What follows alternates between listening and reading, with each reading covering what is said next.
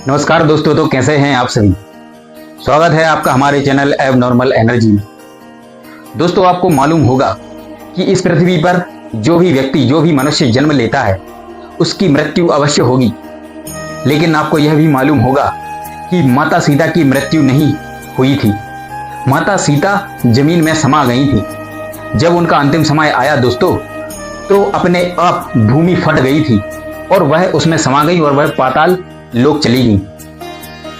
अगर वह पाताल लोक गई माता सीता, तो उनका जन्म कैसे हुआ था? तो यह भी आपको मालूम होगा कि उनका जन्म भी भूमि से हुआ था। जब राजा जनक अपना खेत जोत रहे थे, उसमें हल चला रहे थे, तो क्या होता है कि बीच खेत में उनका हल अचानक किसी चीज में फंस जाता है। और दोस्तों, राजा जनक इस चीज से अनजान थे कि मेरा हल किस चीज में फंस गया। उन्होंने काफी कोशिश की, काफी जोर लगाया कि मेरा हल इस भूमि से बाहर निकल जाए, लेकिन वह हल 1 इंच भी नहीं हिला। उनका हल टस का मस नहीं हो रहा था। फिर उनको ना चाहते हुए भी उस भूमि को खोदना पड़ा। अपने खेत में जब उस भूमि को खोदा और उधर देखा, तो देखकर वह अचंभित रह गए, क्योंकि उनका हल एक मटके में फंसा हुआ था। उनको अचंभा इस बात का हो रहा था कि मैंने इतना जोर लगाया, उस जोर से तो इस मटके को फूट जाना चाहिए था, लेकिन यह कैसे नहीं फूटा। जब उन्होंने वह मटका बाहर निकाला, तो उन्होंने देखा कि यह अलग ही प्रकार की किसी मिट्टी से बना हुआ है और यह काफी मजबूत है।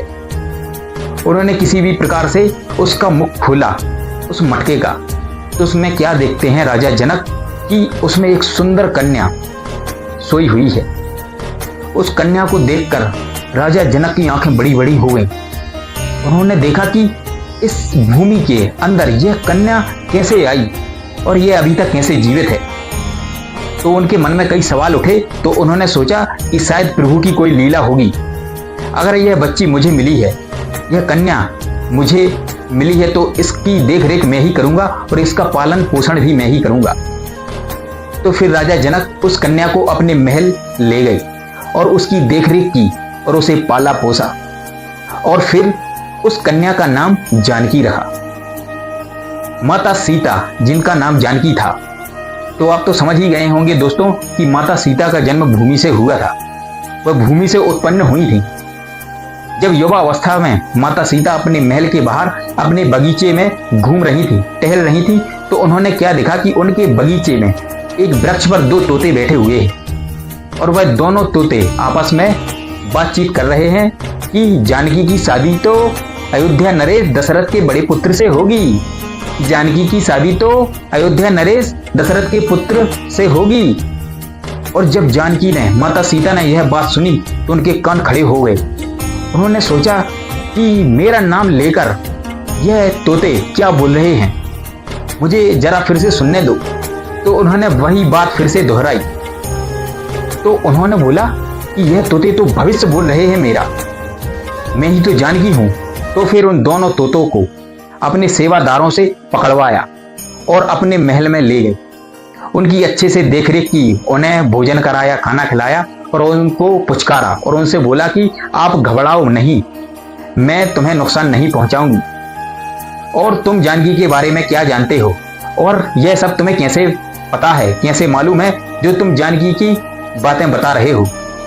तो वह तोते बोले कि हम जानकी का भविष्य बोल रहे हैं। तो माता सीता ने बोला कि तुम्हें कैसे जानकी का भविष्य मालूम? तो उन्होंने बोला कि हम लोग महर्षि वाल्मीकि के आश्रम में रहते हैं और उस आश्रम में वाल्मीकि जी एक ग्रंथ लिख रहे हैं जिसका नाम है रामायण। और उसी ग्रंथ में यह बात हमें सुनने को मिली है।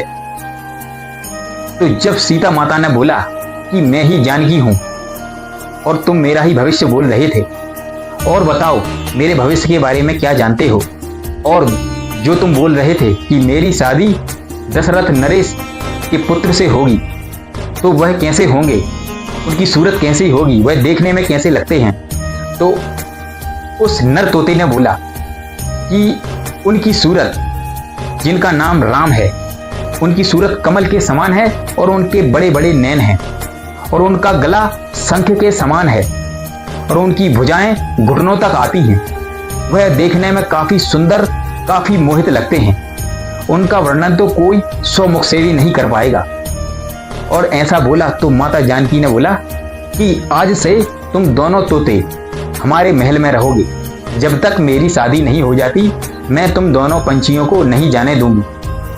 तो वह तोते बोलने लगे कि जानकी जी, हम तो पंछी हैं, हमें तो स्वतंत्र हवा में उड़ने की आदत है, हम इस महल में घुटकर मर जाएंगे, हमें जाने दो। लेकिन माता जानकी ने उन तोतों को नहीं जाने दिया और उन्होंने एक शर्त रखी कि जब तक मेरी शादी ना हो जाए तब तक मैं तुम्हें नहीं छोड़ूंगी। उनके काफी गिड़गिड़ाने पर माता सीता ने नर तोते को छोड़ दिया कि अगर ऐसा है तो तुम जा सकते हो और तुम्हारी पत्नी मेरे पास रहेगी, और जब मेरी शादी हो जाएगी तो मैं तुम्हारी पत्नी को भी छोड़ दूंगा। तो जब उसकी पत्नी ने यह सुना, मादा तोता ने, तो उन्होंने यह सुनते हुए माता सीता को श्राप दे दिया कि हे जानकी, मैं गर्भवती हूं और इस अवस्था में तुम मुझे मेरे पति से बिछोए कर रही हो, उनसे दूर रख रही हो।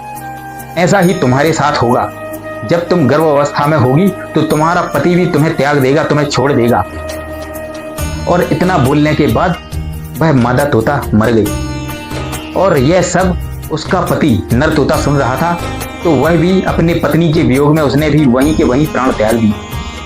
और फिर दोस्तों होता भी यही है कि जब माता सीता गर्भवती होती हैं तो दोस्तों एक धोबी जिसने माता सीता के बारे में अनाप शनाप बोला और यह बात जब राम के पास पहुंची तो उन्होंने अपनी सीता को त्याग दिया। वह गर्भ अवस्था में जंगल में जा पहुंची। तो दोस्तों जिस धोबी ने यह जो लांछन लगाया था माता सीता पर, वह धोबी वही नर तोता था जिसने अपनी पत्नी के वियोग में प्राण त्याग दिए थे। और जब माता सीता जंगल जा पहुंची तो वह जंगल में जाने के बाद वाल्मीकि के आश्रम में जा पहुंची और उन्हें वहीं मालूम पड़ा कि वाल्मीकि जी ने जो रामायण लिखी है वह मेरी ही गाथा है और जो भी उसमें लिखा है वह पूर्ण रूप से सही घटित हो रहा है। और उन्हें वह तोते की बात ध्यान आ गई। फिर उन्होंने सोचकर पश्चाताप किया कि मुझे ऐसा नहीं करना चाहिए था, लेकिन यह तो भगवान की लीला है। उन्होंने अपना भाग्य लिख दिया है और भाग्य में वही लिखा है जो हम करते जा रहे हैं। तो इसमें कोई सोचने वाली बात नहीं है दोस्तों। ना ही अपना भूतकाल का सोचो, ना ही भविष्य का। जो वर्तमान में चल रहा है उसी के साथ जीते चलो, क्योंकि ऊपर वाले ने अपना भविष्य, अपना वर्तमान सब कुछ उन्होंने निर्धारित कर रखा है। कुछ भी अपनी मर्जी से नहीं होने वाला दोस्तों। तो बोलो जय श्री राम। अगर आपको यह स्टोरी पसंद आई हो दोस्तों तो कमेंट में ज़रूर बताएं और मेरे एबनॉर्मल एनर्जी चैनल को सब्सक्राइब कर दें दोस्तों प्लीज़। ओम नमः शिवाय। जय हो।